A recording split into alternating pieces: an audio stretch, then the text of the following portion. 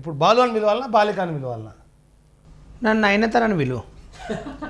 నయనతార ఉదయం చచ్చిపోతుంది ఆ మాట అంటే. ఎందుకు? నేను నయనతార కన్నా బాగుంటాను. నీకు తెలియదు, నయనతార చాలా మంది ఆ టచ్చర్ చూసి అందరు నయనతారలా అంటారు. నేను నయనతార కన్నా అందంగానే ఉంటా. టచ్చరా స్ట్రక్చరా?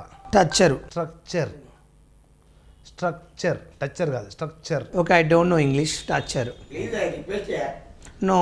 అయితే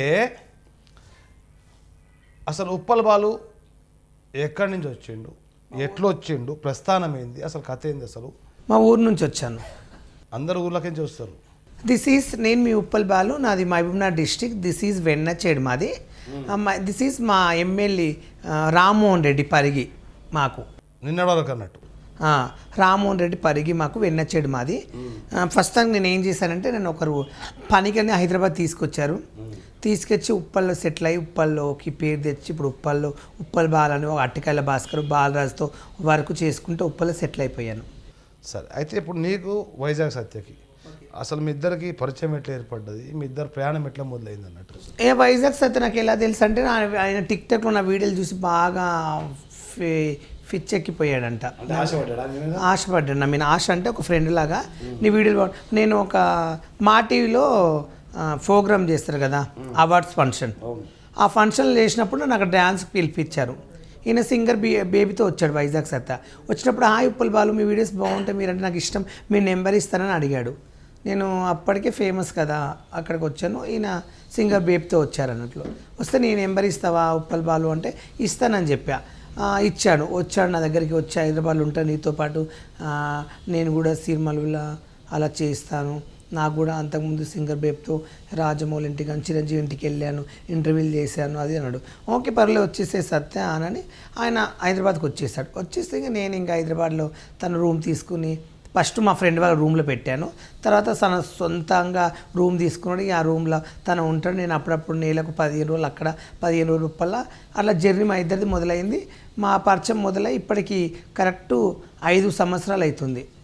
అయితే కొన్ని ఇంటర్వ్యూలో చూసిన, నా వల్ల సత్య ఎదుగుతున్నాడు, నా సత్య నాకేం చేయలేడు, నా అంతా నేను ఎదిగినా అని చెప్పి నువ్వు అనడం. లేదు ఉప్పల బాల కొరకు నేను చాలా కష్టపడ్డాను, చాలా చోట్ల రికమెండ్ చేసిన అని చెప్పి సత్య అంటాడు.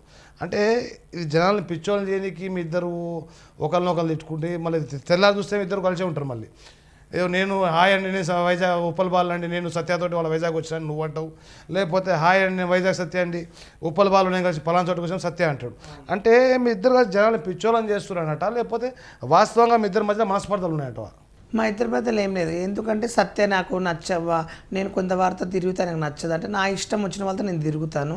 ఎందుకంటే ఈ మాట ఎందుకు అడుగుతున్నా అంటే, రాకేష్ మాస్టర్తో నువ్వు మాట్లాడతా, అవును ఆయన బతుకున్నప్పుడు నువ్వు రాకేష్ మాస్టర్తో మాట్లాడతా, మై షోకి ఓకే ఎందుకు రాలేదు బాలు నువ్వు అంటే, నేను సత్య ఆపేషన్ అని చెప్పి నువ్వు అన్నావు.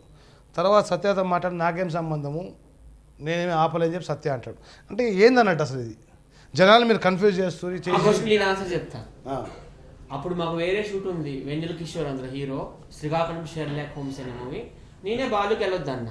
అవును, ఎందుకంటే బాలు నేను ప్రమోట్ చేస్తున్నాను కాబట్టి, ఆ మూవీలో మేమందరం కలిసి చేస్తున్నాం కాబట్టి, మూవీ అంటే అది చాలా సువర్ణ అవకాశం లాంటిది, వెండితెర మీద కనిపించడం. ఆ షోకి నువ్వు వెళ్ళొద్దు, రాకేష్ మాస్టర్ షోకి, తర్వాత అయినా చేసుకోవచ్చు. ఆల్రెడీ మనం రాకేష్ మాస్టర్తో బలే బాస్ చేశాము, ఫారెస్ట్ బాస్ చేశాము, ఈ మూవీలో నువ్వు ఉండాలని నేను డిమాండ్ చేశాను, వెళ్ళొద్దని ఆపాను నేను. అవును సత్య ఆపాడు, నా ఫ్రెండ్ కాబట్టి ఆపాడు కాబట్టి తన కోసం నేను ఉండిపోయాను. అయితే ఈ మధ్య కూడా ఎక్కడో ఏదో ఒక ఛానల్ ఇంటర్వ్యూ ఇస్తాను, నువ్వు సత్య వల్ల నాకేం లాభం లేదు, నా వల్లనే సత్యకు లాభము అన్నట్టు ఏదో మాట్లాడినావు ఈ మధ్య కాలంలోనే, ఒక 15 రోజుల క్రితం, నెల రోజుల క్రితం. కోపం వచ్చినప్పుడు ఆయన నా గురించి మాట్లాడతాను, నేను మాట్లాడతాను. ఎవరి వల్ల వాళ్ళ కాదు, నా నుంచి సత్తకి ఏమైనా ఆఫర్ వస్తే నేను చెప్తాను, తన వల్ల నాకు ఆఫర్ ఉంటే తను చెప్తాను. మేమిద్దరం బెస్ట్ ఫ్రెండ్స్ అని ప్రపంచానికి తెలుసు. ఏమున్నా మేమిద్దరమే కలిసి చేస్తాం, కలిసి తిరుగుతామని కూడా తెలుసు. అంటే ఆఫ్ స్క్రీన్ మీ కెమిస్ట్రీ చాలా బాగుంటుంది, మీ ఇద్దరు బాగా కలిసి ఉంటారు కెమిస్ట్రీ. అవును, మా కెమిస్ట్రీ బాగుంది కాబట్టి ఇన్నేళ్ళ నుంచి మేము ఇలా ఇడిపోకుండా ఉన్నాం. అదే అంటున్నా, ఇప్పుడు ఆఫ్ స్క్రీన్ మీ ఇద్దరు బాగా క్లోజ్గా ఉంటారు, మరి స్క్రీన్ మీదకి వచ్చేసరికి ఇంటర్వ్యూలకు వచ్చేసరికి ఇద్దరు విడివిడిగా ఇంటర్వ్యూ ఇచ్చినప్పుడు ఒకరి గురించి ఒకళ్ళు ఎందుకు నెగిటివ్ మాట్లాడుకుంటారు? నేను ఎప్పుడు నెగిటివ్ గా మాట్లాడలేదు.